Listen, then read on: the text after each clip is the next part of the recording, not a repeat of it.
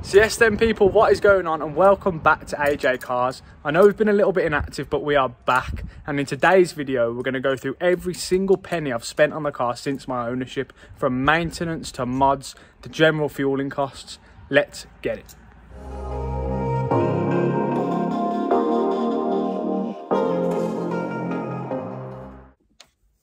So yes then people, you join me in the car. I've been being asked loads on Instagram, how much was this, how much was this, how much did you pay for the car, how much was mapping? So I thought in today's video, I'd go into a little bit more in detail with the receipts of everything I've spent in my ownership, from maintenance when the car was stock, to the few little niggly bits when it was stock that I had to get sorted out initially, all the way up until stage 2 where we're at now, running 360 brake horsepower and the car being an absolute animal.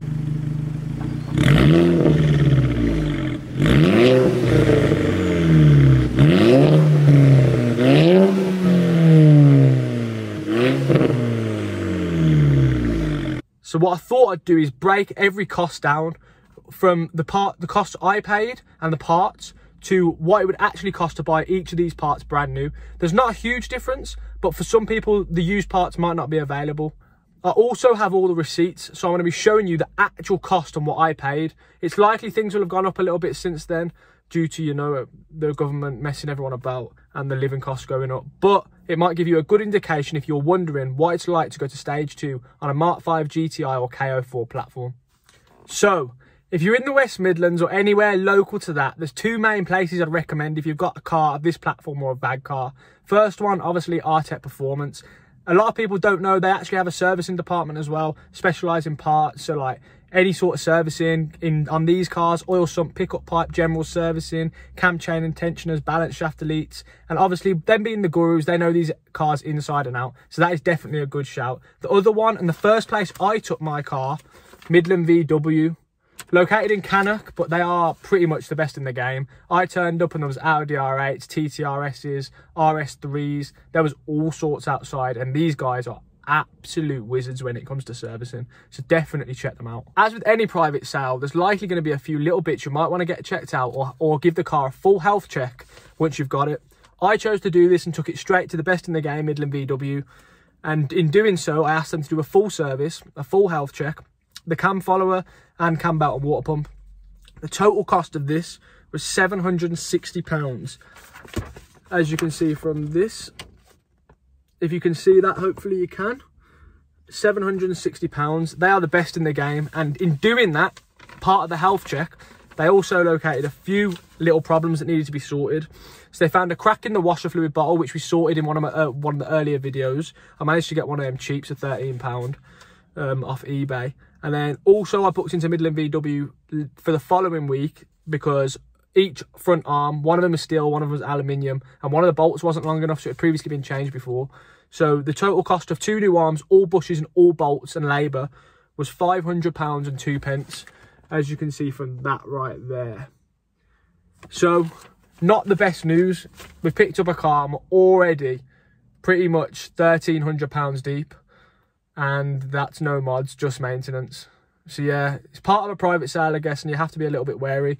I'm a little bit anal. I wanted the whole car sorted, and maintenance wise, the maintenance and service history of this car was insane. So I wasn't that bothered. I had a little bit of a budget to do a little bit of maintenance to the car.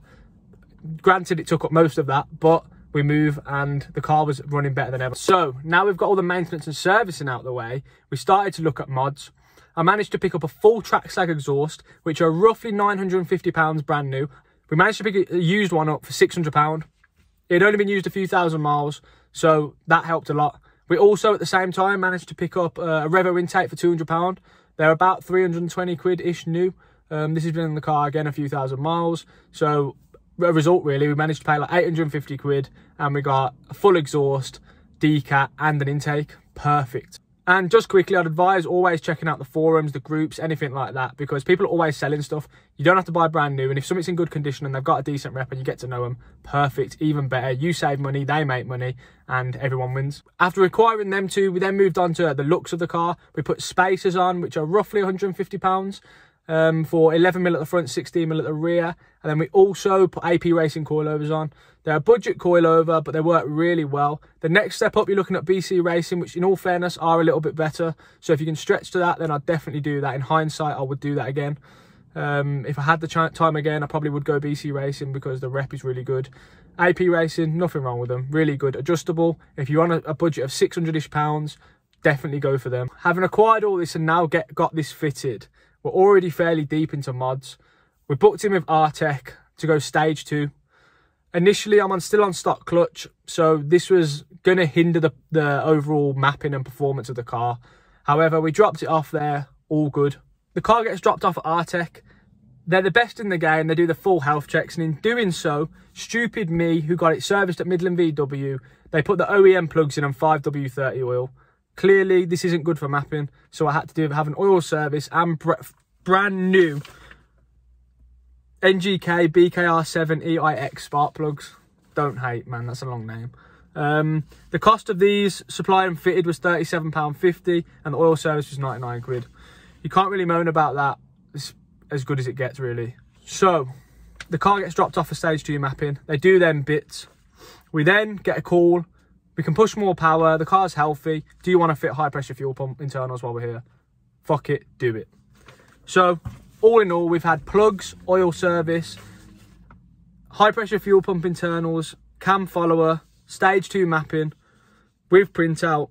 We are looking at 460 for the mapping, 430 for the parts, genuine cam follower, high pressure fuel pump internals, and oil service and NGK BKR7 spark plugs.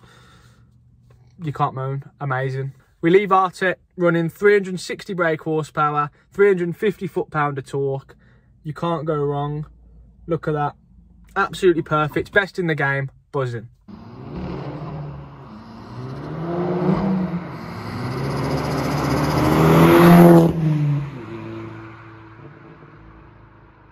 We returned to Artec a few weeks later to get the oil sump clean, brand new OEM pickup pipe and balance shaft delete.